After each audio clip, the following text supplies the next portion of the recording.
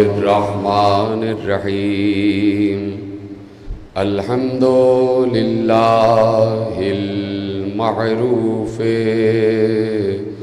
من غير رؤية والخالق من غير روية الذي لم يزل قائما دائما إذ لا سماء ذات أبراج ولا ليل داج ولا بحر ساج ولا أرض ذات مهاد ولا خلق ذو اعتماد والصلاة والسلام والتحية والإكرام على نبي الرحمة وخازن المغفرة وقائد الخير والبركة ومنقذ العباد من الهلكة سيدنا ومولانا أبي القاسم محمد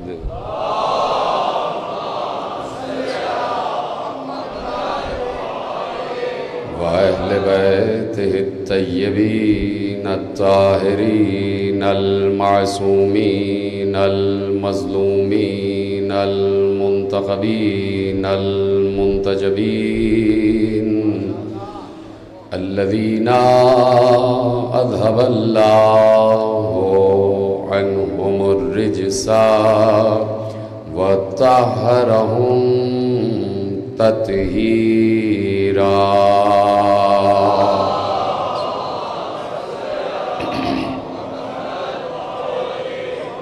أما بعد فقد قال الله سبحانه وتعالى في محكم كتابه المجيد وفرقانه الحميد وقوله الحق بسم الله الرحمن الرحيم يعرفون نعمة الله ثم ينكرونها وأكثرهم الكافرون. صلوات محمد.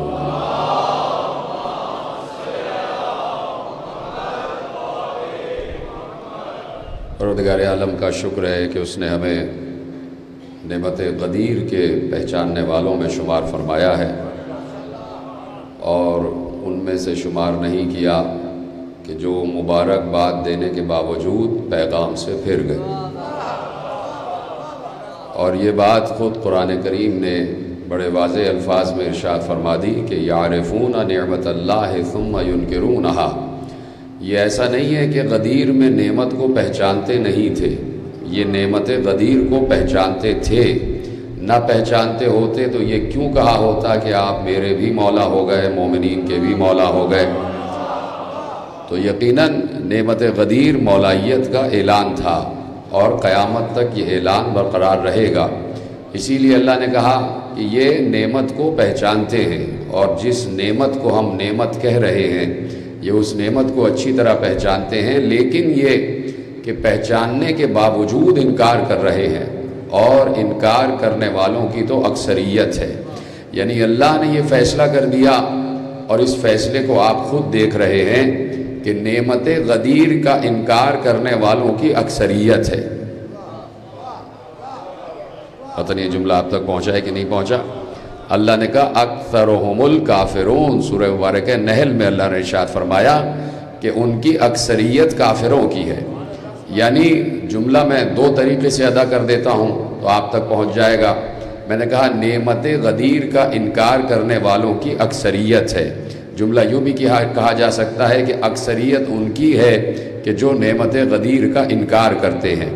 تو یقیناً یہ جملہ قرآن سے مساوی بھی ہے کہ یہ نعمت کو پہچانتے ہیں، اور نعمت جو ہے وہ اصل نعمت غدیر ہے، اور جس کو اللہ نے خود نعمت کے نام سے یاد فرمایا ہے۔ ہماری مجالس کا عنوان 1400 برس سے غدیر ہی ہے اور غدیر ہی رہے گا، اور اس وقت تک غدیر رہے گا جب تک 18 ذی الحج آتی رہے گی، اس وقت تک ہمارا موضوع غدیر ہی رہے گا۔ اب چاہے 18 ذی الحج کو کوئی غم منانا شروع کر دے، اس سے ہمیں کوئی سروکار نہیں ہے۔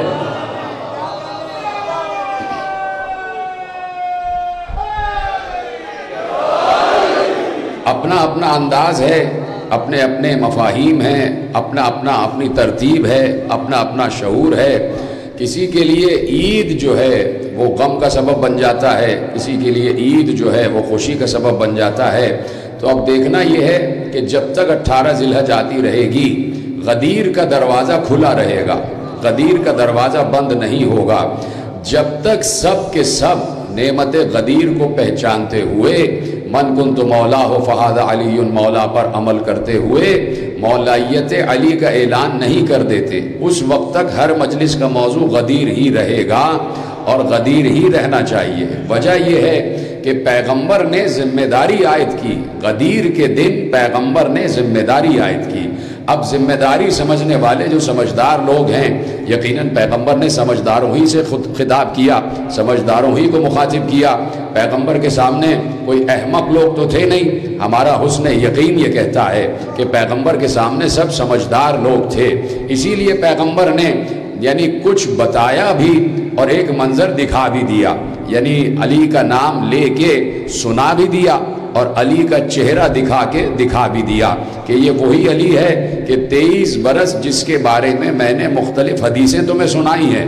جب سے اسلام کے اعلان کی مجھے اجازت ملی، اس کے بعد سے میں نے علی کا تعارف کہیں پر بھی چھوڑا نہیں ہے۔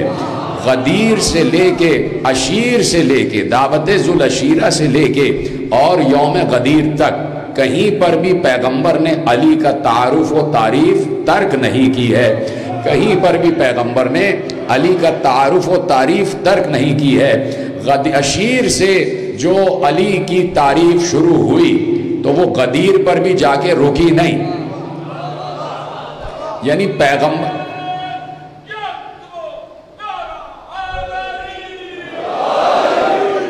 میں نے عرض کیا کہ پیغمبر غدیر پر بھی جا کے تعریف علی رکی نہیں، پیغمبر نے تو اپنے حصے کا کام کر دیا، غدیر تک پیغمبر نے اپنے حصے کا کام کر دیا، اور جس مقصد کے لیے پیغمبر کو رسالت ملی تھی وہ مقصد پیغمبر نے ادا کر دیا۔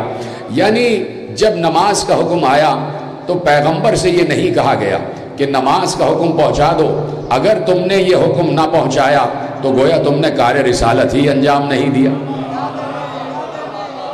روزے کا حکم آیا تو کہیں یہ آیت نہیں اتری کہ روزے کا حکم پہنچا دو، اگر تم نے حکم روزہ نہ پہنچایا تو تم نے کار رسالت ہی انجام نہیں دیا۔ حج کا حکم آیا، زکوٰۃ کا حکم آیا، جہاد کا حکم آ گیا، جہاد کا حکم کہ جس پہ عالم اسلام کو جس عبادت پہ بڑا فخر و ناز ہے کہ ہم ہر وقت جہادی کیفیت میں رہیں، تو جہاد کا حکم آیا، تب بھی اللہ نے یہ نہیں کہا کہ آج اگر تم نے حکم جہاد نہ پہنچایا تو تم نے کوئی کار رسالت انجام ہی نہیں دیا۔ نہ نماز کے وقت حکم آ رہا ہے، نہ روزے کے وقت آیت اتر رہی ہے، نہ حج و زکوٰۃ کے وقت، نہ جہاد کے وقت۔ یہ کون سا موقع ہے کہ جہاں اللہ کہہ رہا ہے کہ ہم نے تمہیں جس مقصد کے لیے مبعوث کیا ہے وہ مقصد آج پورا کر دو؟ تو پیغمبر نے غدیر پر آخری پیغام امت کے حوالے کر دیا، لیکن اللہ تعارف و تعریف علی سے رکا نہیں۔ قرآن تعارف و تعریف علی سے رکا نہیں، اس وقت بھی کہ جب علی کی مولائیت کا اعلان ہو گیا اور علی مولائے کل ثابت ہو گئے، علی مولائے کل ثابت ہو گئے اور علی مولائے کل کا اعلان ہو گیا، اس کے بعد بھی دیکھیے نا کہ علی کی فضیلتیں چل رہی تھیں۔ اس کے بعد کہیں سے ایک آدمی کھڑا ہو گیا اور قرآن نے اس واقعے کو آیت کی شکل عطا فرما دی، سَأَلَ سَائِلٌ بِعَذَابٍ واقع، کہ جب سائل نے عذاب کی تمنا کی، جب تمنا کرنے والے نے عذاب کی تمنا کی اور ہم نے اس پر عذاب نازل کر دیا، یعنی عذاب بھی ہوا تو علی پر شک کرنے کی وجہ سے ہوا، عذاب بھی ہوا تو علی پر شک کرنے کی وجہ سے ہوا۔ یہ شک علی پر نہیں ہو رہا تھا۔ میں نے اکثر ایک جملہ کہا ہے کہ غدیر میں مولایت علی کا مسئلہ نہیں تھا، غدیر میں مسئلہ یہ نہیں تھا کہ علی کو مولا مانو، غدیر کا مرحلہ یہ نہیں ہے، غدیر کا مسئلہ یہ نہیں ہے کہ علی کو مولا مانو، غدیر کا مسئلہ یہ ہے کہ رسول کو کون مان رہا ہے۔ ادھر سلامت رہیں آپ۔ غدیر کا مسئلہ یہ ہے کہ رسول کی کون مان رہا ہے۔ علی خود کھڑے ہو کے، علی نے سب کو نہیں روکا تھا کہ جو آگے جا رہے ہیں وہ پیچھے آ جائیں، جو پیچھے ہیں وہ آگے چلے جائیں، اور پھر خود علی ممبر پہ چلے گئے ہوں اور علی نے کہا کہ بس میں ہی مولا ہوں، تو علی نے تو یہ کہا ہی نہیں تھا۔ پیغمبر نے آگے جانے والوں کو پیچھے بلایا، پیغمبر نے پیچھے رہ جانے والوں کو آگے بلایا، اپنے مقام پر کھڑے کر کے پیغمبر نے اعلان کیا کہ اللہ نے مجھ سے یہ کہا ہے کہ یہ کہہ دو کہ جن کا میں مولا ہوں ان کا علی مولا ہے۔ تو اب دیکھنا یہ ہے کہ پیغمبر کو کون مان رہا ہے۔ اگر آج پیغمبر کا یہ من کنت مولا کا اعلان، ولایت علی کا اعلان غدیر میں سب نے مان لیا، تو اس کا مطلب ہے کہ سورہ بقرہ بھی مان لی گئی، سورہ نساء بھی مان لی گئی، سورہ اعراف بھی مان لیا گیا، سورہ انفال بھی مان لیا گیا، سورہ توبہ بھی مان لی گئی، نہیں، نماز کا حکم بھی مان لیا گیا، روزے کا حکم بھی مان لیا گیا۔ لیکن اگر آج پیغمبر کے حکم سے انکار کر دیا گیا تو اس کا مطلب ہے انکار کرنے والا، اس کا شک ہے قرآن پر بھی اور وارث قرآن پر بھی۔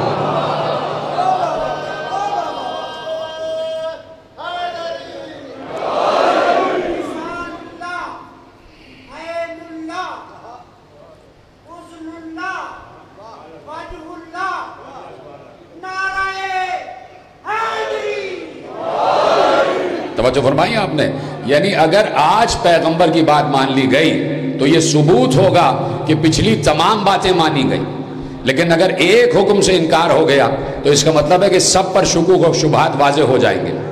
یعنی اگر آج پیغمبر کی بات نہیں مانی تو اس کا مطلب ہے کہ آپ نے حکم نماز پر بھی شک ہے، آپ کو حکم روزہ پر بھی شک ہے، آپ کو حکم جہاد پر بھی شک ہے۔ کہا تو اس نے یہی تھا نا، حارث بن نعمان فہری ملعون نے یہی کہا تھا کہ اگر یہ حکم آپ کی طرف سے ہے، بات تو یہی آئی نا کہ جب پتھر برسا ہے تو اس نے یہی کہا کہ اگر ایسا ہے تو مجھ پر ایک پتھر آ کے برس جائے، تو اس کا مطلب ہے شکوک و شبہات واضح تھے، شکوک و شبہات ہو رہے تھے، اور شکوک و شبہات صرف غدیر پر واضح ہو گئے۔ غدیر اعلان تھا اس بات کا کہ آج فیصلہ ہوگا کہ کون پیغمبر کے پچھلے احکامات کو بھی اللہ کا حکم مان رہا ہے۔ اتنی مشکل بات میں نے نہیں کی ہے، کون پیغمبر کے پچھلے احکامات کو بھی اللہ کا حکم مان رہا ہے، اور کون پیغمبر پر آج بھی شک کی کیفیت میں ہے۔ تو غدیر شک کو رفع کرنے کے لیے نازل ہوئی ہے کہ کہیں پر بھی کسی بھی موقع پر شک کی کیفیت میں نہ آ جانا۔ اس لیے میں نے عرض کیا کہ جب تک غدیر کا دروازہ کھلا ہے، جب تک ایک ایک آدمی مولایت علی پر یقین کرتا ہوا 18 ذی الحجی نہیں بن جاتا، 18 ذی الحجی نہیں بن جاتا، غدیری نہیں بن جاتا، تو غدیر کا پیغام نشر کیا جاتا رہے گا۔ غدیر کیا ہے؟ ایک لفظ میں آپ کے حوالے کر دوں، نماز ہے، عملی طور پر ایک نمونہ ہے، دکھائی دے رہا ہے، نماز ہے۔ روزے کو آپ اپنی شکل میں آپ برتتے ہیں اور روزہ رکھتے ہیں، دکھائی دے رہے ہوتے ہیں کہ بھئی یہ روزے کی کیفیت میں ہے۔ جہاد کی کیفیت میں انسان دکھائی دیتا ہے، جہاد عمل ہے، روزہ عمل ہے، حج عمل ہے، زکوٰۃ عمل ہے، نماز عمل ہے، یہ تمام اعمال ہیں۔ اور ایک لفظ میں واضح کر دوں کہ غدیر ان تمام اعمال کی روح ہے، روح اعمال کا نام ہے غدیر، روح عمل کا نام ہے غدیر۔ آپ کے اس اسٹیٹس کا نام ہے غدیر، جس اسٹیٹس کو آپ کبھی نماز کا اسٹیٹس کہتے ہیں، کبھی روزے کا اسٹیٹس کہتے ہیں، کبھی حج کا اسٹیٹس کہتے ہیں، کبھی زکوٰۃ کا اسٹیٹس کہتے ہیں۔ تو ان اسٹیٹس کا عملی نمونہ اور ان سٹیٹس کی روح ہے، ان کی اسپرٹ ہے غدیر۔ یعنی اگر آپ بغیر الوہیت، میں آپ کو ایک لفظ سے واضح کر دوں کہ نماز تو پڑھی جا رہی ہے، نماز تو پڑھی جا رہی ہے، دیکھیے کسی بھی کام کے مقصد سے شناسہ ہونا بہت ضروری ہے۔ یعنی کوئی کام کر رہے ہیں اور اس کا مقصد ہی نہیں معلوم، کام کر رہے ہیں اس کا مقصد نہیں معلوم کیوں کر رہے ہیں۔ میں نے ابھی پچھلے عرصے کئی مثال دی تھی اور وہ ریکارڈ ہے، تو میں نے عرض کیا کہ آپ کہیں جا رہے ہیں اور سڑک کھودی جا رہی ہے، ایک صاحب ہے جو گڈھا کھود رہے ہیں، تو آپ نے دیکھا وہ گڑھا کھود رہے ہیں، آپ نے ان سے کہا کیا کام کر رہے ہو؟ انہوں نے کہا گڑھا کھود رہا ہوں۔ آپ نے کہا کیوں کھود رہے ہو؟ اب وہ کہہ رہے ہیں مجھے خود نہیں معلوم کہ کیوں کھود رہا ہوں۔ ٹھیک ہے، اب آپ آ جائیے اس عمل کی طرف کہ جسے نماز کہا جاتا ہے۔ آپ نے دیکھا کوئی شخص نماز پڑھ رہا ہے، اس نے نماز پڑھ لی، آپ نے کہا کیا کر رہے تھے؟ اس نے کہا نماز پڑھ رہا تھا۔ آپ نے پوچھا کس کے لیے پڑھ رہے تھے؟ اب اگر وہ یہ کہتے مجھے نہیں معلوم تو پھر اس کا عمل بیکار جائے گا۔ یعنی کسی بھی مقصد کے، کسی بھی عمل کے مقصد کو سمجھنا بہت ضروری ہے، اس عمل کے مقصد کو بہت سمجھنا ضروری ہے۔ اور میں آپ کے حوالے کر دوں کہ نماز عمل ہے، مقصد غدیر ہے۔ روزہ عمل ہے، مقصد غدیر ہے، یعنی غدیر روح عمل ہے، روح عمل ہے۔ میں نے اسی لیے کہا کہ اگر آپ بڑی سامنے کی کوئی بھی مثال آپ اٹھا کے دیکھ لیں، کسی بھی رکن اسلامی، کسی بھی رکن شریعت، کسی بھی رکن فقہ کے حوالے سے آپ دیکھ لیجئے، کوئی بھی مثال اٹھا کے دیکھ لیجئے کہ مثلا میں ایک نمازی کی لے لیتا ہوں مثال، کہ بہت بڑا نمازی ہے اور کوئی نماز اس سے ساقط نہیں ہوتی، کوئی نماز اس سے چھوٹتی نہیں ہے، لیکن وہ اللہ کو نہیں پہچانتا، اس کو یہ نہیں معلوم کہ میں اللہ کے نام کا سجدہ کر رہا ہوں۔ اچھا چلیے وہ لا الہ الا اللہ پر بھی یقین رکھتا ہے، اشہد ان لا الہ الا اللہ وحدہ لا شریک لہ، بڑے شد و مت کے ساتھ کہتا، اور دنیا کو یہ پکارتا نہیں تھکتا کہ سوائے اللہ کے کسی کو نہ پکارو۔ ایک شخص تصور کر لیجئے، اللہ پر اسے شد و مت کے ساتھ یقین ہے اور اللہ مسلسل اللہ کر رہا ہے اور کوئی نماز اس سے قضا نہیں ہوتی، لیکن وہ رسالت کا منکر ہے۔ سلامت رہیں آپ۔ اب آپ یہ بتائیے اس کا اللہ قبول ہو جائے گا؟ اس کی نماز قبول ہو جائے گی؟ نہیں قبول ہوگی۔ یہ تو سارے اسلامی فرقے کہیں گے کہ جو لا الہ الا اللہ پر یقین رکھتا ہو لیکن محمد الرسول اللہ پر یقین نہ رکھتا ہو، اس کی نماز بیکار ہے۔ اب وہ لاکھ سجدے کرے، ٹکریں تو کہلائیں گی لیکن سجدہ باللہ نہیں ہوگا، سجدہ اللہ للہ نہیں ہوگا، اللہ کے لیے سجدہ نہیں کہلائے گا۔ کیوں بھائی؟ اب آپ سے سوال کرتے ہیں، صرف محمد ہی کو تو نہیں مان رہا، اللہ کو تو مان رہا ہے، اللہ کو تو مان رہا ہے۔ محمد ایک پیغامبر تھے، ایک قاصد تھے، آئے پیغام دیا اور چلے گئے، اصل خبر تو لا الہ الا اللہ تھی، تو وہ لا الہ الا اللہ تو کہہ رہا ہے۔ اب اگر نہیں مان رہا محمد رسول اللہ تو کون سی بڑی بات ہو گئی؟ اللہ کو تو مان رہا ہے، اتنی بڑی ہستی کو تو مان رہا ہے۔ تو پلٹ کر جواب صرف ایک ہوگا کہ شیطان بھی اللہ کو مان رہا تھا لیکن رسول کو نہیں مان رہا تھا۔ اب ذرا سا میں ایک لفظ پلٹ دوں، میں نے ابھی کہا کہ شیطان اللہ کو مان رہا تھا، اس کے نبی کو نہیں مان رہا تھا۔ اب میں ذرا لفظ پلٹ دیتا ہوں، شیطان اللہ کو تو مان رہا تھا لیکن اللہ کے بنائے ہوئے خلیفہ کو نہیں مان رہا تھا۔ سلامت رہیں آپ۔ اللہ کو تو مان رہا تھا لیکن اللہ کے بنائے ہوئے کو نہیں مان رہا تھا، جسے اللہ نے نومینیٹ کیا، جسے اللہ نے بنایا، اسے نہیں مان رہا تھا۔ تو اب اللہ کے بنائے ہوئے کو ماننا بہت ضروری ہے، اور یہ بہت ضروری تھا۔ آج اگر امت یہ چاہتی ہے کہ اتحاد قائم ہو جائے، اتفاق قائم ہو جائے، ساری گلے شکوے دور ہو جائیں، ساری غلط فہمیاں دور ہو جائیں، مشترکات پر جمع ہو جائیں، تو انہیں صرف ایک کام کرنا پڑے گا۔ پہلے تو یہ سوچنا پڑے گا کہ پیغمبر کے دور میں کیا کوئی فرقہ بنا تھا؟ بالکل نہیں بنا تھا۔ پیغمبر کے دور میں کوئی فرقہ تھا ہی نہیں، اور نہ کسی فرقے کی گنجائش تھی۔ پیغمبر کے دور میں کسی فرقے کی گنجائش نہیں تھی۔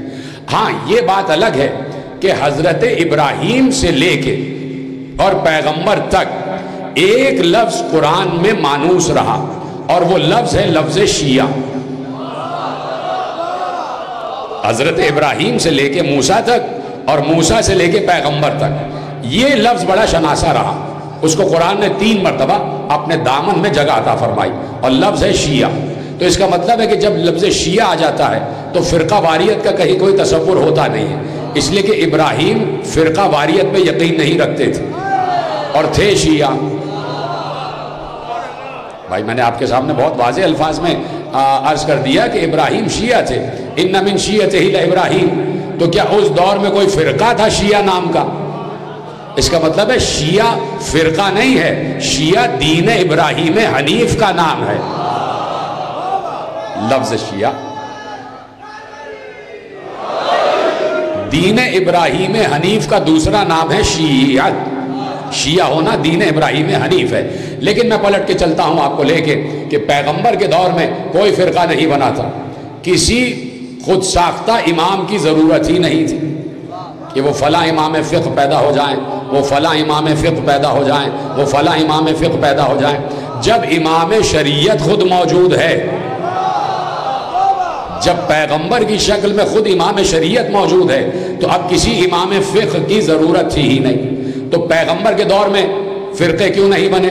اس لیے کہ خود پیغمبر موجود ہے اور ہر چیز کی تشریح کے لیے، ہر چیز کی توضیح کے لیے، ہر چیز کو ڈیفائن کرنے کے لیے، ہر سوال کے جواب کے لیے، ہر تشنگی کو دور کرنے کے لیے، ہر پیاس کو سیراب کرنے کے لیے، قرآن کی ہر آیت کے کنفیوژن کو دور کرنے کے لیے، تفسیر کی کنفیوژن کو دور کرنے کے لیے خود پیغمبر موجود ہے. اگر کسی صحابی کے ذہن میں کوئی سوال پیدا ہو جائے، شک پیدا ہو جائے، تو پیغمبر کے پاس آئے گا اور کہے گا یا رسول اللہ اس کے بارے میں فقہ اسلامی کیا کہتی ہے، اس آیت کی تفسیر کیا ہے، اس جملے کی تعویل کیا ہے، اس آیت اور اس مسئلے کے بارے میں آیت کیا کہتی ہے، اس مسئلے کے بارے میں حکم قرآن کیا ہے، اس مسئلے کے بارے میں فقہ کیا فیصلہ کرتی ہے. پیغمبر جو کہیں گے وہی نافذ ہوتا جائے گا، کسی کی ضرورت ہی نہیں ہے. تو جب پیغمبر ہیں تو کسی فرقے کی کوئی گنجائش تھی ہی نہیں. تو پیغمبر بھی یہی چاہتے تھے کہ میرے بعد بھی فرقے نہ بنے. جیتے رہے، سلامت رہیں. دیکھیے یہ خواہش کبھی بھی اللہ و رسول کی نہیں رہی کہ میرے بعد فرقے بنے. اس کا تدارک کیسے کیا کہ وَاعْتَصِمُوا بِحَبْلِ اللَّهِ جَمِيعًا وَلَا تَفَرَّقُوا. تم اللہ کی رسی کو مضبوطی سے تھامے رکھو اور خبردار فرقوں میں تقسیم نہ ہونا، فرقوں میں تقسیم نہ ہونا. سب سے پہلی تو حکم عدولی جو قول قرآن کی امت نے کی وہ 73 فرقوں میں تقسیم ہونا ہے. اب آپ لگائی جائیے، اعتراض کیے جائیے کہ بھائی ماتم کیوں کرتے ہو، نوحہ کیوں پڑھتے ہو، تعزیہ کیوں اٹھاتے ہو، تابوت کیوں اٹھاتے ہو، روتے کیوں ہو؟ پیغمبر تو نہیں روئے تھے. اصحاب کی شہادت ہو گئی، پیغمبر تو نہیں روئے. حمزہ کی شہادت ہو گئی، پیغمبر تو نہیں روئے. علی کی شہادت ہو گئی، پیغمبر تو نہیں روئے. آپ اعتراض کرتے رہیے. ہمارے ہر اعتراض، آپ کے ہر اعتراض کے طور پر اٹھنے والے سوال کا جواب ہمارے پاس بھی ایک سوال کی صورت میں ہے کہ بھائی ہم تو چلو غلط کر رہے ہیں آپ کی نگاہ میں، آپ فرقوں میں کیوں تقسیم ہو گئے؟ اللہ نے تو منع کیا تھا.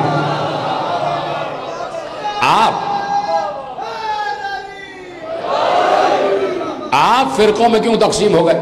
اللہ تو فرقہ پرستی پسند ہی نہیں کرتا. اور آپ اپنے اپنے فرقے پر ہونے پر بڑا فخر و ناز کے ساتھ کہتے ہیں ہم فلاں فقہ کے عامل ہیں. ہم کیسے آپ کی بات مان لیں؟ ہم تو فلاں امام کے ماننے والے ہیں، ہم تو فلاں فقہ کے ماننے والے ہیں. معلوم ہے نا آپ کو، اب فقہ کے نام لینے کی ضرورت تو ہے نہیں. سب ببانگ دہل فرقہ پرستی کا بڑے شد و مت کے ساتھ اعلان کرتے ہیں کہ ہم فلاں فرقے سے ہیں، ہم فلاں فرقے سے ہیں. اللہ کہہ رہا ہے فرقوں میں تقسیم نہ ہو، تمہاری شناخت صرف ایک ہونی چاہیے اور وہ ہے صاحب اسلام اور صاحب ایمان. محمدی فرقہ ہونا چاہیے، بس محمدی بن جاؤ. اسی لیے پیغمبر نے کہا آج سے سلمان فارسی نہ کہنا، سلمان محمدی کہنا. تو جو سلمان کا فرقہ ہے وہی فرقہ صحیح ہے. اگر فرقہ ہے، بھائی سلمان فارسی کو پیغمبر نے کہا سلمان محمدی ہے، یہ میرا ہو گیا. اب دیکھنا یہ ہے کہ عمل سلمان کیا ہے. جو عمل سلمان ہے وہی عمل محمد ہے. تو ہم نے تو سلمان فارسی کے لیے، محمدی کے لیے یہی دیکھا کہ نماز پڑھنے کے بعد علی کے چہرے کو دیکھا کرتے تھے، علی کو ڈھونڈا کرتے تھے.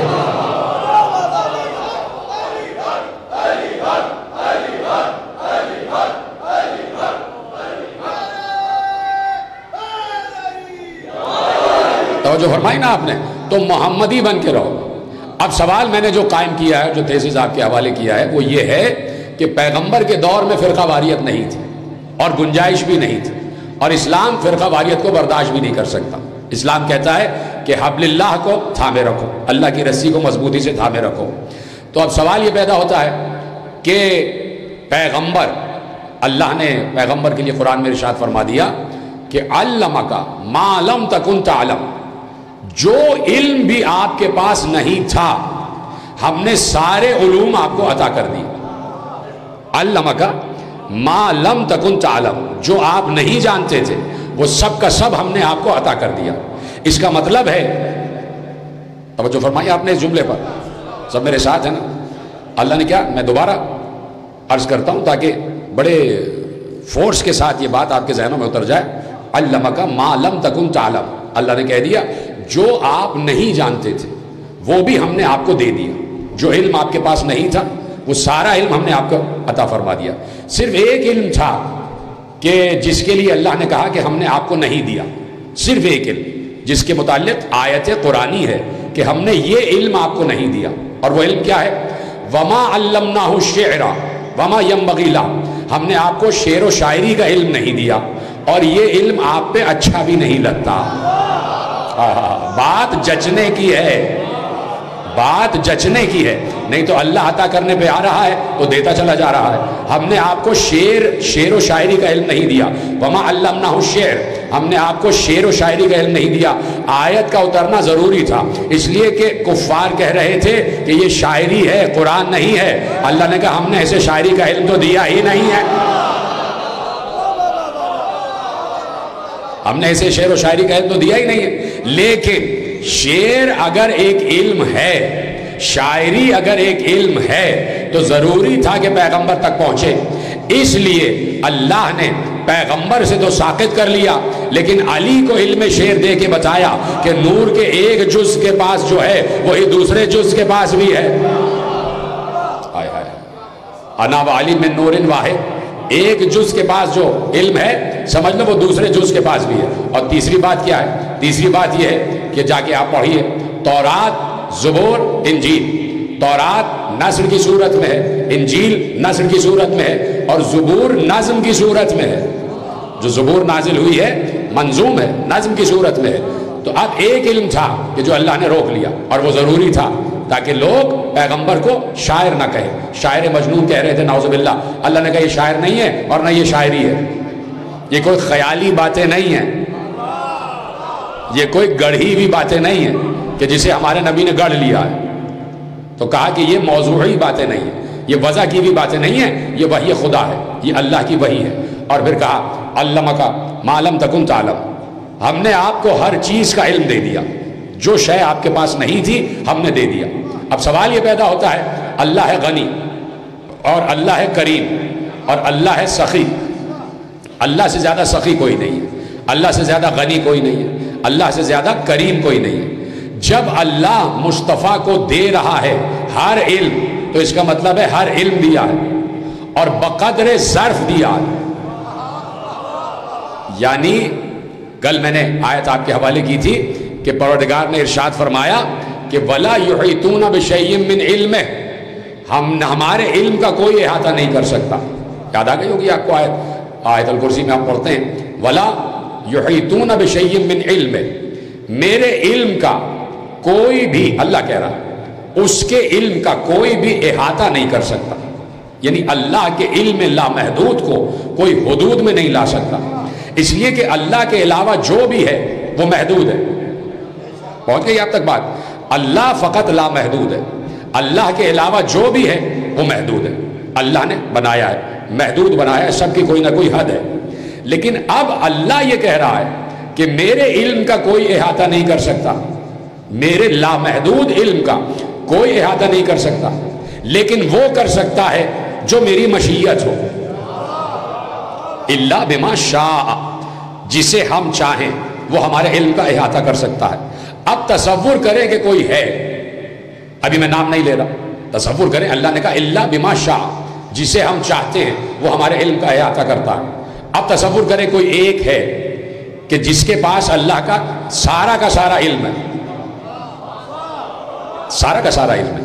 تو اب ضروری ہے یہ بات تسلیم کرنا، کاش کہ میں آپ تک یہ جملے پہنچا سکوں، ضروری ہے یہ بات تسلیم کرنا اور اس تسلیم پر یقین کرنا کہ جس تک بھی اللہ کا لامحدود علم پہنچ رہا ہے، ضروری ہے قدرت پر کہ پہلے اس کے ظرف کو اتنا لامحدود بنائے کہ اس تک یہ لامحدود علم منتقل ہو سکے۔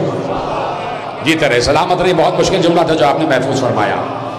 اس کے ظرف کو اتنا لامحدود بنائے کہ اللہ کے لامحدود علم کو اس تک منتقل کیا جا سکے۔ تو اب اللہ نے علم دے دیا، اللہ نے کہا جو آپ نہیں جانتے تھے ہم نے آپ تک وہ علم پہنچا دیا۔ ہر علم قرآن کے پاس موجود ہے، قرآن کے پاس کوئی ایسا علم نہیں ہے جو قرآن کے پاس موجود نہ ہو۔ قرآن علم ماضی بھی رکھتا ہے، قرآن علم حال بھی رکھتا ہے، اور قرآن علم مستقبل یعنی علم غیب بھی رکھتا ہے۔ اس سے کسی کو انکار نہیں ہے، قرآن عالم غیب ہے، قرآن میں غیب کی خبریں دی گئی ہیں۔ تو قرآن عالم غیب ہے اس لیے کہ اللہ نے اسے عالم غیب بنایا۔ توجہ فرمائی آپ نے، قرآن کو اللہ نے عالم غیب بنایا، قرآن کا علم دینے والا اللہ ہے، اور اسی طرح مصطفیٰ کو علم دینے والا بھی اللہ ہے۔ تو جتنا علم قرآن کے پاس ہے اتنا ہی علم مصطفیٰ کے پاس ہے۔ اگر قرآن ماضی کا علم رکھتا ہے تو مصطفیٰ کے پاس بھی ماضی کا علم ہے۔ اگر قرآن علم حال رکھتا ہے تو مصطفیٰ کے پاس بھی علم حال ہے۔ اگر قرآن علم غیب رکھتا ہے تو ضروری ہے کہ مصطفیٰ کے پاس بھی علم غیب ہو۔ کیوں؟ اس لیے کہ اللہ نے کہہ دیا ہم نے آپ کو وہ سارے علوم دے دیے جو آپ کے پاس نہیں تھے۔ اگر آپ علم غیب نہیں جانتے تھے تو ہم نے آپ کو علم غیب دے دیا۔ علمک ما لم تکن تعلم، یہ آیت بتا رہی ہے کہ جو علم آپ نہیں جانتے تھے ہم نے آپ تک وہ علم دے دیا۔ اب پیغمبر کے علم میں بہت سی باتیں ہیں جو آپ خطبوں میں بھی پڑھتے رہتے ہیں کہ پیغمبر نے سلمان محمدی کو پورا خطبہ ارشاد فرمایا کہ آخری دور کی نشانیاں کیا ہیں، کیا کیا ہوتا رہے گا، پورا ایک طویل خطبہ ہے، یعنی تقریباً اس میں پیغمبر اکرم نے 500-600 نشانیاں بتائی ہیں آخری دور کی، کہ جب قیامت سے قرب قیامت کی نشانیاں ہوں گی کہ یہ ہوگا یہ ہوگا یہ ہوگا یہ ہوگا، یہ ساری باتیں آپ کے علم میں ہیں۔ تو اس کا مطلب ہے کہ پیغمبر 1400 برس پہلے اس دور کو دیکھ رہے تھے جو دور قرب قیامت والا دور ہے۔ بہت آسانی سے آپ نے سنا یہ جملہ کہ پیغمبر 1400 برس پہلے، 1500 برس پہلے اس دور کو دیکھ رہے ہیں کہ جو دور قرب قیامت والا دور ہے، اور اس دور کے ہر انسان کی حرکت کو بھی دیکھ رہے ہیں، ہر انسان کے اعمال کو بھی دیکھ رہے ہیں، اور اس دور کی نشانیوں کو بھی دیکھ رہے ہیں۔ تو اب پیغمبر کے علم، دیکھیے دو چیزیں ہیں، ایک ہے پیغمبر کا علم اور ایک ہے پیغمبر کی مرضی۔ دو چیزیں آپ کے حوالے کر رہا ہوں، ایک ہے علم رسول اور ایک ہے مرضی رسول۔ علم رسول میں یہ بات تھی کہ امت 73 فرقوں میں تقسیم ہو جائے گی۔ اب سوال یہ ہوتا ہے کیا یہ مرضی رسول بھی ہے؟ جی طرح سلامت رہے آپ بھائی، علم رسول میں یہ بات ہے کہ امت 73 فرقوں میں تقسیم ہو جائے گی، یہ رسول کا علم ہے، لیکن یہ رسول کی مرضی نہیں ہے۔ رسول یہ چاہتے نہیں ہیں کہ امت 73 فرقوں میں تقسیم ہو جائے، یعنی جیسے قرآن نہیں چاہتا ویسے ہی وارث قرآن بھی نہیں چاہتا کہ امت 73 فرقوں میں تقسیم ہو جائے، لیکن پیغمبر جانتے تھے کہ امت 73 فرقوں میں تقسیم ہو جائے گی۔ توجہ فرمائی آپ نے، تو پیغمبر کا یہ منشا نہیں ہے، میں اسی پر تو آپ کو لانا چاہتا ہوں، پیغمبر کا منشا نہیں ہے، اس لیے کہ قرآن نہیں چاہتا کہ فرقوں میں تقسیم ہو جاؤ، اور آج امت 73 فرقوں میں تقسیم ہوئی بھی ہے، تو کتنی بڑی قرآن کی خلاف ورزی ہو رہی ہے، کھلم کھلا قرآن کی خلاف ورزی ہو رہی ہے۔ اب احتجاج ہوتا رہے اور ہم بھی احتجاج کر رہے ہیں، جہاں سے بھی قرآن کی گستاخی ہوئی ہے، گستاخی کرنے والا ملک بھی ملعون ہے اور گستاخی کرنے والا بھی ملعون ہے۔ ہم اسی لیے قرآن کا احترام کا سبق دیتے ہیں کہ تم نے چونکہ وارث قرآن کو ہلکا کر دیا تو دوسروں نے قرآن کو بھی ہلکا کر دیا۔ تو بھائی قرآن کی گستاخی تو آپ بھی کر رہے ہیں، قرآن کہہ رہا ہے فرقوں میں تقسیم نہ ہو، اور آپ کہہ رہے ہیں اور آپ قرآن کے برخلاف فرقوں میں تقسیم ہو گئے، تو سب سے بڑی خلاف ورزی ہو رہی ہے کہ فرقوں میں تقسیم نہ ہونا۔ اللہ کہہ رہا ہے فرقوں میں تقسیم نہ ہو، تو اب نبی نہیں چاہتے تھے کہ امت فرقوں میں تقسیم ہو، اس کے لیے پیغمبر نے کیا کیا؟ اس کے لیے پیغمبر نے کوئی طریقہ تو بتایا ہوگا نا. واعتصموا بحبل اللہ, اللہ کی رسی کو مضبوطی سے تھامے رکھو. طریقہ کیا ہے؟ فرقوں میں تقسیم نہ ہونے کا طریقہ کیا ہے؟ اللہ کی رسی کو مضبوطی سے تھامے رکھو. یعنی پیغمبر کے لیے یہ ضروری تھا کہ وہ اللہ کی رسی کی تشریح کر کے جائیں. جی طرح سلامت رہے آپ. پیغمبر کے لیے یہ بات واجب تھی اور ضروری تھی کہ وہ اللہ کی رسی کی تفسیر اور تشریح کر کے جائیں. تفسیر کی منزل پر بتا کے جائیں کہ حبل اللہ ہوتا کیا ہے اور حبل اللہ کہتے کس کو ہے. تو اب یہ بات چاہے کوئی بھی مسلک سے تعلق رکھنے والا انسان ہو, چاہے کسی بھی مسلک سے تعلق رکھنے والے افراد ہوں, یعنی کسی بھی مسلک سے, دین کی بات نہیں کر رہا, کسی بھی مسلک سے تعلق رکھنے والے افراد ہوں, کسی بھی فرقے سے تعلق رکھنے والے افراد ہوں, اس بات پر متفق ہیں کہ اپنے دور میں اللہ کی رسی پیغمبر تھے.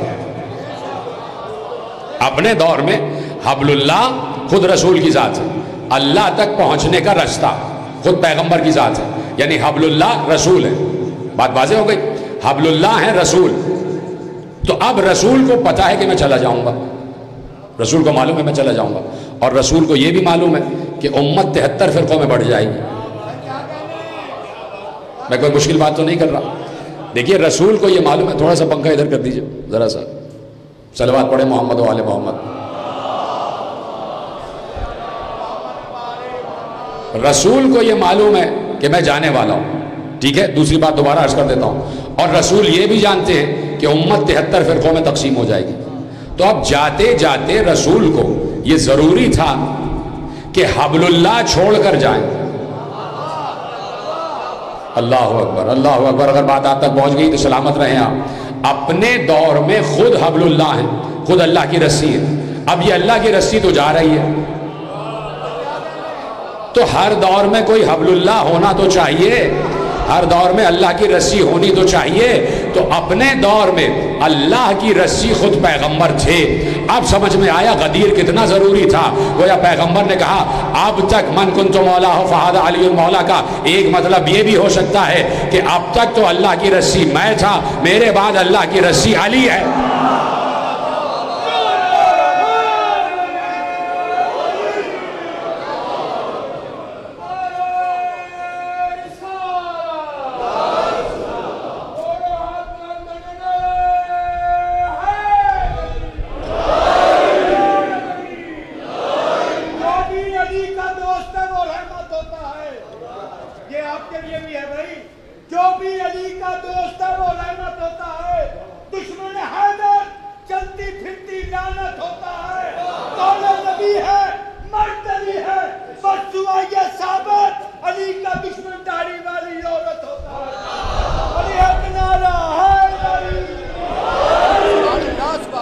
توجہ فرمائی نا آپ نے.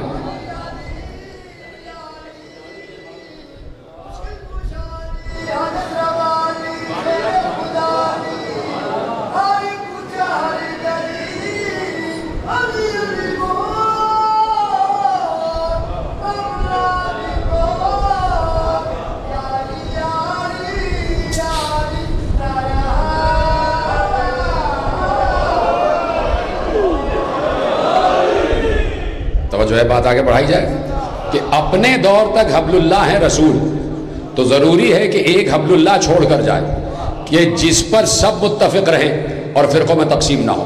اگر یہ تصور امت نہیں مان رہی, اگر امت اس تصور کو نہیں مانتی کہ پیغمبر کے بعد کوئی حبل اللہ ہونا چاہیے یا نہیں ہونا چاہیے, تو اس کا مطلب ہے, میں بہت سخت لفظ کہنے جا رہا ہوں اور نعوذ باللہ کے ساتھ کہنے جا رہا ہوں, اگر امت اس بات کو نہیں مانتی کہ پیغمبر اپنے بعد حبل اللہ چھوڑ کر گئے, نہیں مانتے اگر یہ کہ پیغمبر حبل اللہ چھوڑ کر نہیں گئے, پیغمبر ایسے ہی چلے گئے, تو اس کا مطلب ہے کہ امت رسول پر ایک بہت بڑا الزام لگا رہی ہے, اور وہ الزام ہے خود غرضی کا الزام کہ پیغمبر اپنے دور میں تو یہ چاہتے تھے کہ امت فرقوں میں تقسیم نہ ہو, اور اپنے بعد فرقوں میں تقسیم ہونے کے لیے چھوڑ گئے.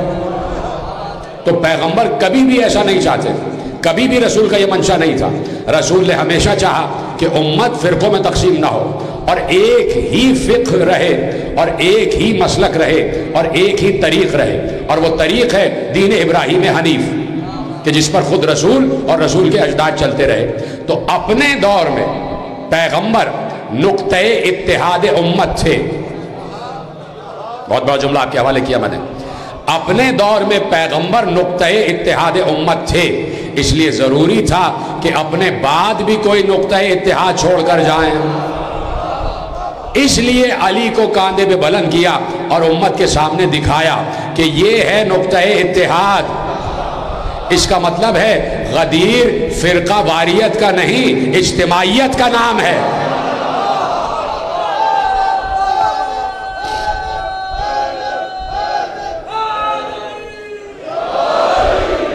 غدیر افتراقیت کا نہیں، اجتماعیت کا نام ہے۔ یعنی اس پلیٹ فارم پر سب جمع ہو جاؤ، اس پلیٹ فارم پر، اس پوائنٹ پر، اس نقطے پر سب جمع ہو جاؤ جس نقطے پر امت کو پیغمبر لے کر آئے۔ تو غدیر اتحاد امت کا سب سے بڑا استعارہ، سب سے بڑا استعارہ۔ اسی لیے پیغمبر نے کہا تھا، جہاں سے میں نے بات شروع کی، اسی لیے پیغمبر نے کہا تھا، اور جا کے خطبہ غدیر پڑھا جائے۔ ہم سب تو پڑھے ہوئے ہیں، لیکن جنہوں نے نہیں پڑھا ہے ان سے عرض کر رہا ہوں کہ خطبہ غدیر آپ پڑھیں۔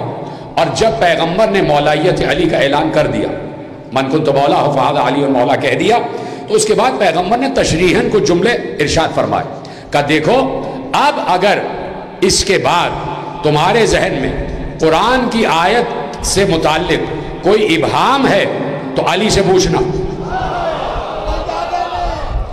اگر شریعت کے بارے میں کوئی سوال ہے تو علی سے پوچھنا، اگر فقہ کے بارے میں کوئی ابہام ہے تو علی اسے رفع کریں گے۔ بتا کے گئے کہ جو علم میرا ہے وہی علم علی کا ہے، اس لیے کہ میں بھی مولا ہوں، علی بھی مولا ہے۔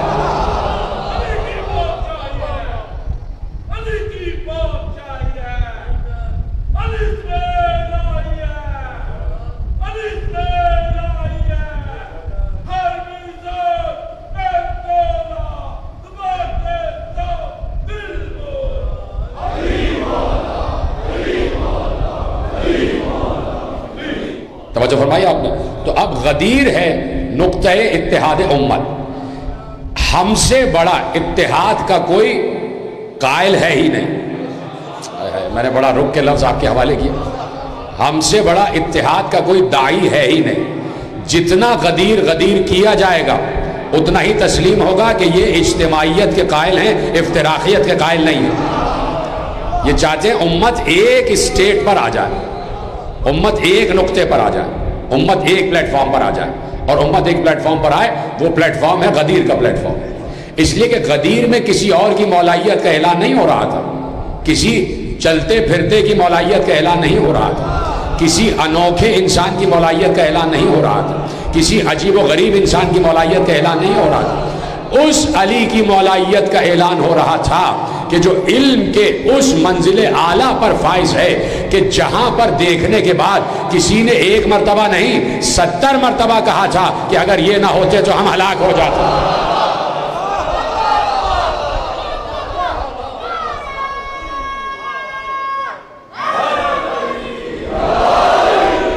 یعنی علی علم کی اس اعلیٰ ترین منزل پر فائز شخصیت کا نام ہے کہ جہاں لوگوں نے اپنے جہل کا اعتراف کیا، اور ایک بار نہیں 70 مرتبہ اعتراف کیا، اور بتا دیا کہ میرا جہل مجھے ہلاکت میں لے جاتا اگر علی علم کے ذریعے مجھے زندگی نہ دے دیتے، اگر علی اپنے علم کے ذریعے سے مجھے حیات نہ دے دیتے۔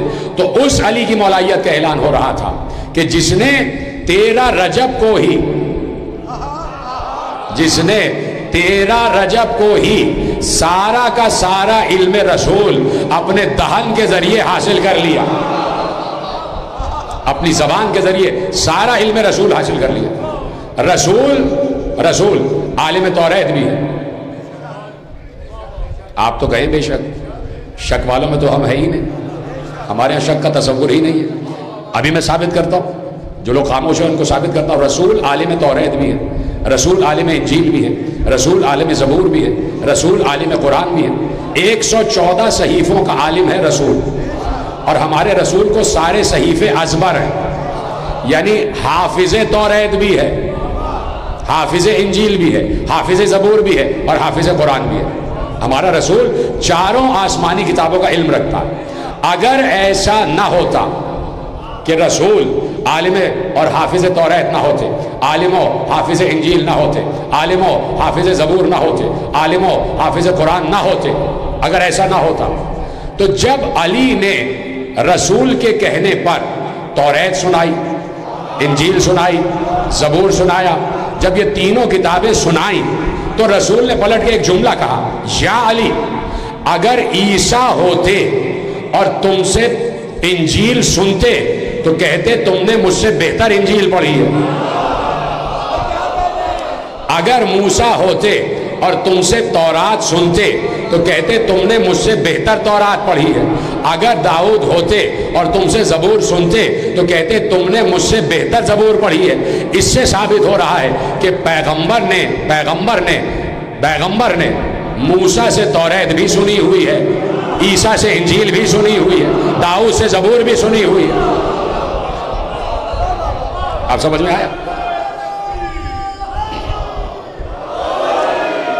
یعنی رسول عالم توریت و زبور انجیل ہے، اسی لیے تو کہا کہ صاحب توریت کہتا مجھ سے بہتر توریت پڑھی ہے۔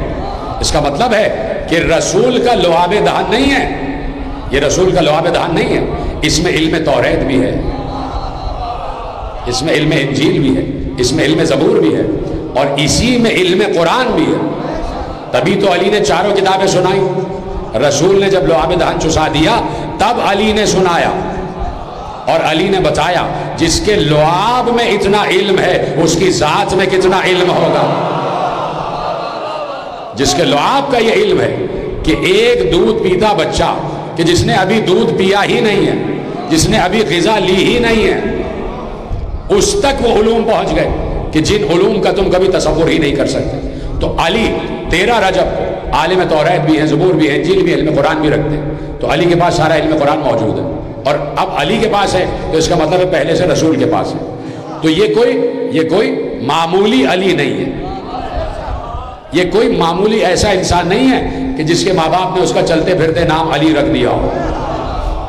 یہ مانن بھی علی ہے اور مقامن بھی علی ہے، یہ درجے کے اعتبار سے بھی علی ہے اور یہ فضائل کے اعتبار سے بھی علی ہے، اور اسی لیے 10,000 نہیں 1.25 لاکھ کی تعداد ہو گئی غدیر میں۔ بھئی 10,000 تو فتح مکہ کے وقت تھے، پیغمبر کے یاران رسول جو تھے 10,000 کی تعداد میں تھے جب فتح مکہ ہوئی، اور حج آخر کے وقت غدیر آتے آتے 1.25 لاکھ کا مجمع ہو گیا، یعنی 1.25 لاکھ دوست تھے رسول اللہ کے، اتنے دوست۔ ان اتنوں میں کسی ایک کو یہ شرف ملا کہ وہ پیغمبر کے کاندھے پہ بلند ہو جائے۔ فتح مکہ میں 10,000 کو چھوڑا اور ایک کو اس قابل سمجھا، 10,000 کو چھوڑا اور ایک سے کہا تم میرے کاندھے پہ بلند ہو جاؤ۔ یا رسول اللہ کس مقصد کے لیے؟ کا بت توڑ دیں۔ اللہ اکبر، بات میں کہہ چکا اور آپ نے بات کو محفوظ بھی کر لیا کہ یا علی بت توڑ دیں۔ چھوٹے چھوٹے بت جو تھے پیغمبر کے قد کی طرف جو آ رہے تھے، پیغمبر نے اپنے عصا سے ان کی گردنیں گرائی، ایسے ایسے ان کو گراتے گئے، سارے بت گر گئے۔ اب پیغمبر نے کہا یا علی یہ 3 ہیں جو بڑے ہیں، ان 3 کو توڑنا، اور ان 3 کا توڑنا بہت ضروری تھا، اس لیے کہ سارے بت انہی کے ماتحت تھے، وہ 3 بڑے بڑے بت۔ کہا یا علی ان 3 کو توڑنا ہے، لات منات عزا، کہا ان 3 کو توڑنا ہے۔ اور یقیناً کسی نے بلڈنگ بنائی ہو، بہت خوبصورت بلڈنگ بناتا ہے، کوئی بھی انسان بلڈنگ بنا دیتا ہے، اور جب اس کے سامنے وہ بلڈنگ توڑی جائے تو اس کو بڑا افسوس ہوتا ہے۔ سلامت رہے اگر جملہ آپ تک پہنچ گیا۔ تو رسول نے کہا کہ بھائی ان 3 بلڈنگوں سے علی کا کوئی تعلق نہیں ہے، اس لیے علی کو کوئی تکلیف نہیں ہوگی ان کو توڑنے میں۔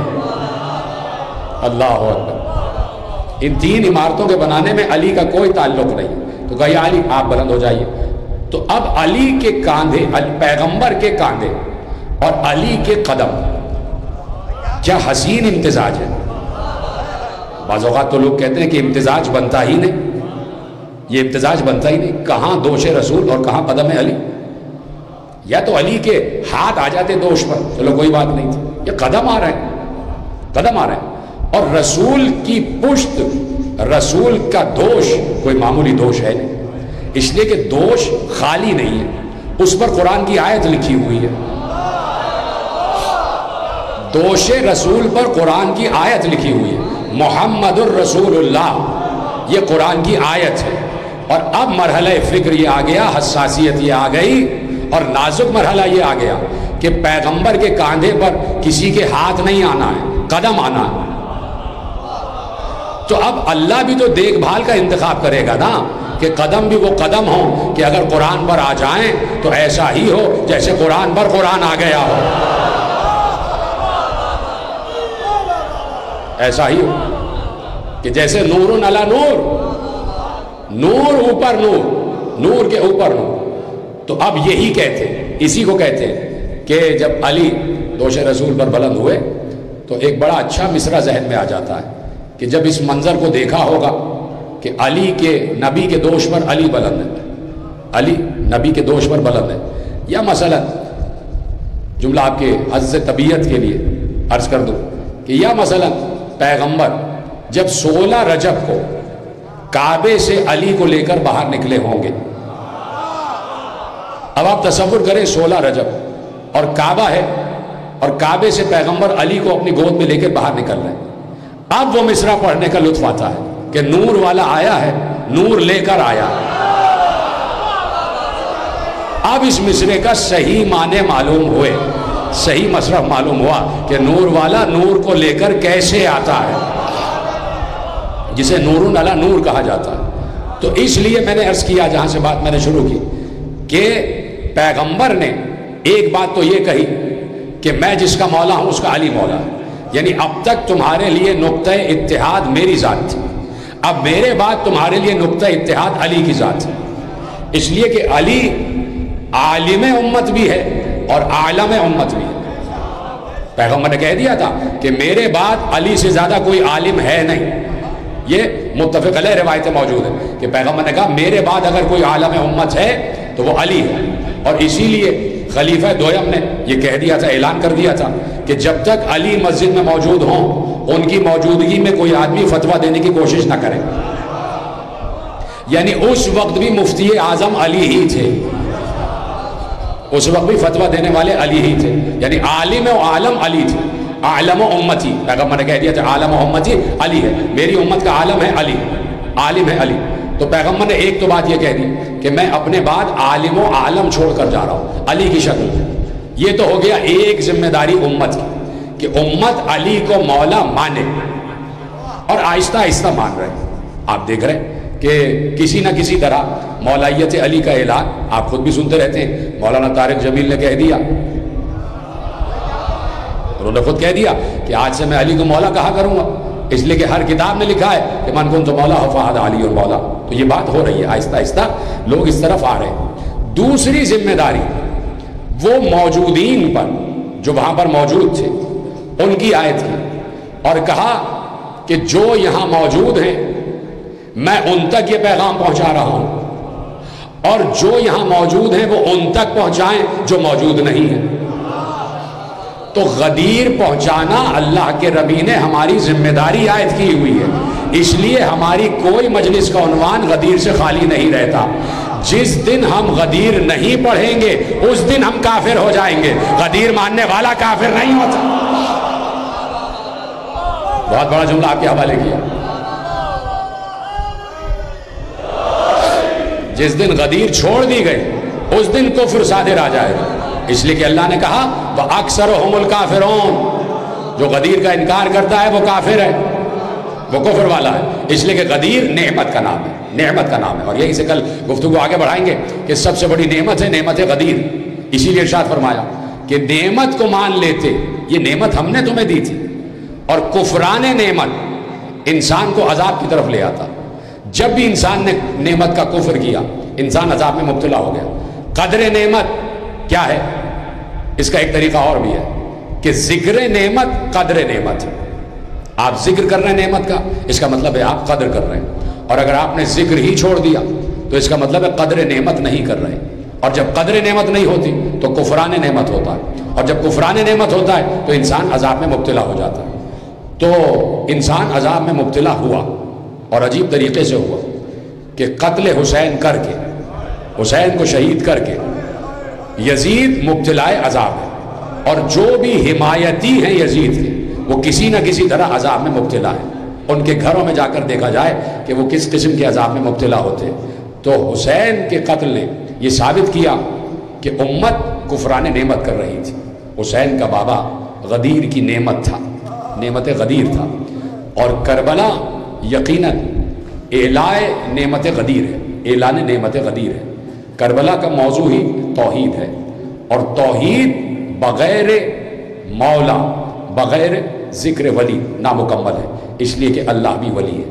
اور کائنات میں ایک عجیب وقت آیا کہ جس وقت 3 ولی یا تو معراج میں ایک ساتھ ہوئے، اللہ، محمد، علی، یعنی ہر وقت ساتھ تو ہوتے ہیں، لیکن میں ایک پریسائز مومنٹ کی بات کر رہا ہوں، مخصوص وقت کی، کہ یا تو اللہ، محمد، علی وہاں معراج میں آپ کو نظر آئے، اللہ، محمد، علی، یا تو غدیر میں آپ کو نظر آئے، یا پھر 3 ولی ایک اور مقام پر نظر آئے کہ حسین کا گلا کٹ رہا تھا، اللہ دیکھ رہا تھا اور رسول اللہ موجود ہے.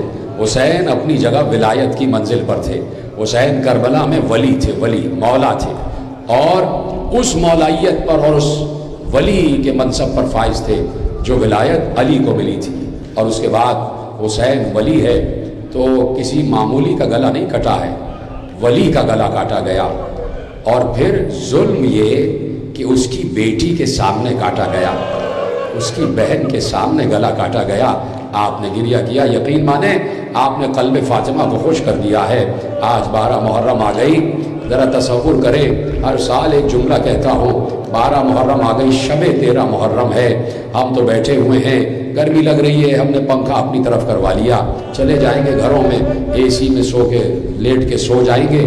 ذرا تصور کرنا، سن 61 ہجری 13 محرم کو زینب کا قافلہ اس وقت کہاں ہوگا؟ اس وقت اہل حرم کا لٹا ہوا قافلہ کس منزل سے گزر رہا ہوگا؟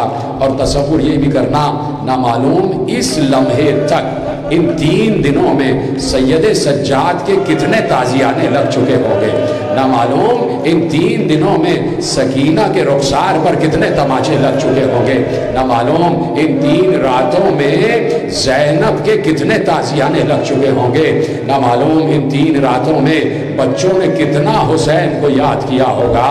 میرے عزیزوں، 11 محرم جب آئی تو قیامت تھی 11 محرم کی صبح. میں کل عرض کر چکا کہ سید سجاد کا سر سجدے سے اٹھا ہے 11 محرم کی صبح کو.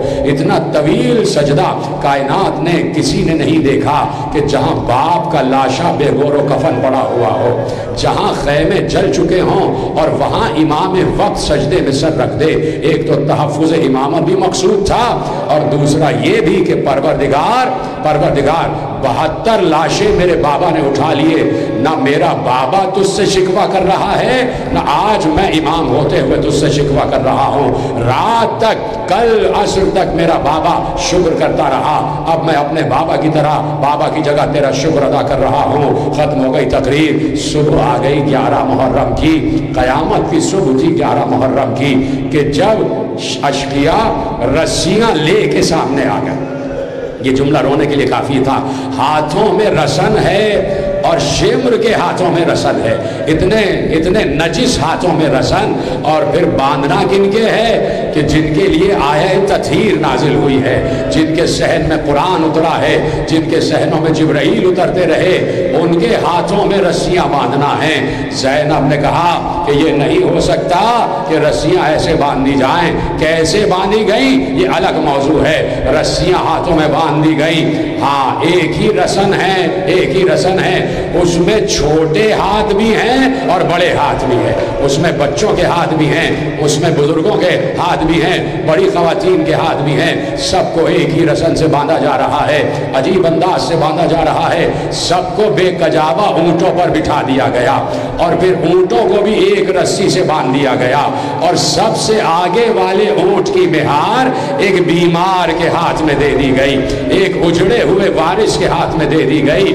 کہ جس کے ہاتھوں میں ہتھکڑیاں، پاؤں میں بیڑیاں ہیں، گلے میں توق خاردار ہے، اس کی گردن سے وہ رسی باندھ دی گئی کہ جو رسیاں اونٹوں پہ بندھی ہوئی تھی، ساربان قافلے کو لے کر جا رہا ہے، اسے معلوم ہے کہ میرے پیچھے جو اونٹ آ رہا ہے اس پر علی کی بڑی بیٹی سوار ہے۔ کیا سن رہے آپ؟ اسے معلوم ہے اس پر میری بڑی پھوپھی سوار ہے، اور اسے یہ بھی معلوم ہے کہ جس اونٹ پر میری بڑی پھوپھی سوار ہے اسی پھوپھی کی گود میں میری 4 برس کی بہن بھی ہے۔ اجرکم اللہ۔ تھک گئے ہم تو میں مصائب ختم کر دیتا ہوں میرے عزیزوں۔ آپ کی آواز گریہ اتنی بلند ہونی چاہیے جتنا ان روایات پر بلند ہونے کا حق ہے۔ 10 محرم تک آپ نے بہت گریہ کیا ہے، لیکن اصل گریہ تو 10 کے بعد کا ہے، اس لیے کہ امام زین العابدین نے یہی تو کہا تھا سب سے زیادہ ستم شام میں ہوا، کہ جہاں سر برہنا ہماری مائیں پھوپھیاں بلائی جا رہی تھی، تو اب رونا تو اصل میں 10 محرم کے بعد ہی ہے کہ جب زینب کے سر سے ردا چھن گئی۔ آخری جملے تقریر کے قافلہ لے جایا جانے لگا، اجڑا ہوا قافلہ، لٹا ہوا قافلہ، گرفتار قافلہ لے کے جا رہے تھے، لیکن ایک بار عمر سعد نے کہا نہیں، یہاں سے نہیں، انہیں وہاں سے لے جاؤ جہاں ان کے وارثوں کے لاشیں پڑے ہوئے، ان کو مقتل سے لے کے جاؤ تاکہ ان پر ستم اور بڑھایا جائے۔ میرے عزیزوں، مقتل میں جا کے پڑھنا، یا تو وہب قلبی کا سر اسی وقت کاٹا گیا، یا تو وہب کا سر اسی وقت کاٹا گیا، یا 2 اور سر تھے جب کاٹے گئے، یا تو حسین کا سر کٹا، لیکن سارے لاشیں حسین لا کے مقتل میں لٹا دیتے تھے۔ علی اکبر کے جسم پر سر موجود تھا، اور محمد کے جسم پر سر موجود تھا، قاسم کی لاش کے ساتھ سر موجود تھا، اور بھی انصار اور رفقا کی لاشوں پر سر موجود تھا، لیکن جیسے ہی عمر سعد نے کہا انہیں مقتل کی طرف سے لے کے جاؤ تاکہ یہ اپنے شہیدوں کے لاشوں کو دیکھیں، ختم ہو گئی تقریر۔ میری مائیں بہنیں بھی اس جملے کو سنیں، اور سینے پہ اگر زحمت نہ ہو تو ہاتھ میری طرح رکھ لینا، اس لیے کہ مقتل نگار کہتا ہے کہ جب مقتل سے اس قافلے کو گزارا گیا تو ستم اور بڑھا، اور ایسے ستم بڑھا کہ ام لیلہ کو دکھا کر علی اکبر کا گلا کاٹا گیا، زینب کو دکھا کر آن محمد کے گلے کاٹے گئے، ام فروہ کو دکھا کر قاسم کے گلے کو جدا کیا گیا۔ ایک ایک بیوی آواز دے رہی تھی، ارے میرا لال، واہ علیہ، واہ حسینہ، واہ غربتہ، واہ حسرتہ۔